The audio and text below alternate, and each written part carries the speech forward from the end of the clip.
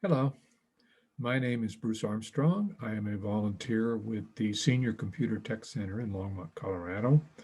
And over the past year during the uh, COVID pandemic, I have had the opportunity to learn some new um, skills in terms of helping with activities with vocal music groups and collaboration to try to develop videos that they could put together at their own homes and at their own leisure. And I did all the compilation and coordination, and I thought I would share that with you.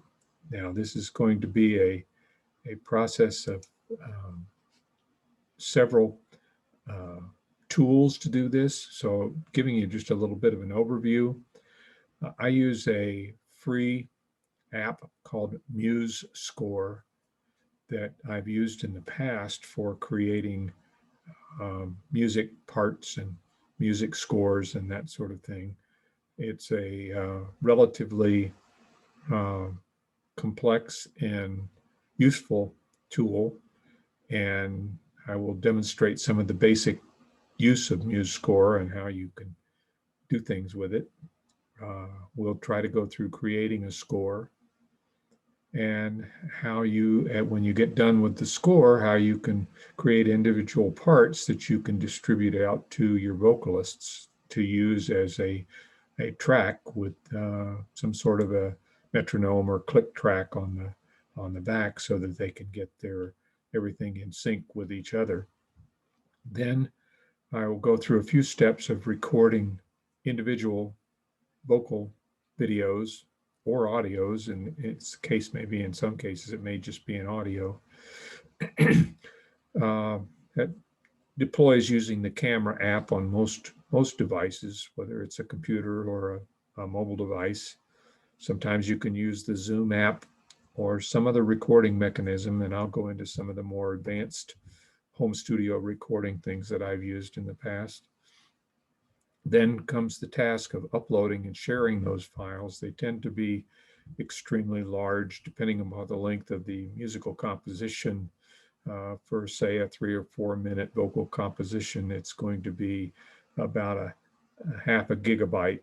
So those don't easily drop into an email to send. So you have to learn to use cloud services to upload and share, or sometimes even the case of a thumb drive or zip drive, if you want to call it that. And then the actual process of managing and editing the video and or audio files, I use something called OpenShot Video, which is another um, free app that works quite well. It does have some limitations, but it's a fun app to use. Then you sync it. I'll show how to synchronize the videos when the audio and video are not in sync. I haven't discovered what the exact problem with that, but some applications that people have on their devices, you get a video that the lips aren't syncing with the actual audio, and so that has to be adjusted within the final video. And then sometimes I use another app called Audacity, which is an extremely powerful video, or excuse me, audio editor. And you can edit people's audio individually if you need to, add a compression or reverb or whatever you want to add in terms of an effect. You could do that with Audacity and then put it back in OpenShot to prepare the video.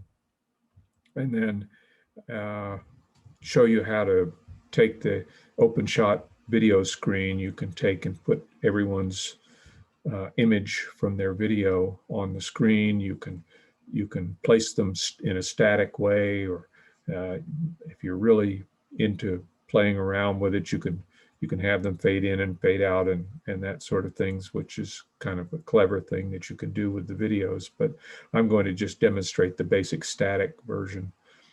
And then you can crop the pictures however you like. And adjusting volumes has been an interesting thing. If you've got 15 or 20 participants or even more, each person's volume adds to the other one, and you get a final video that is overdriven, and it gets all crackly and kind of nasty. And so you need to be able to learn to adjust the volumes of each individual person and to balance the thing and have a good ear for balancing the various vocal inputs.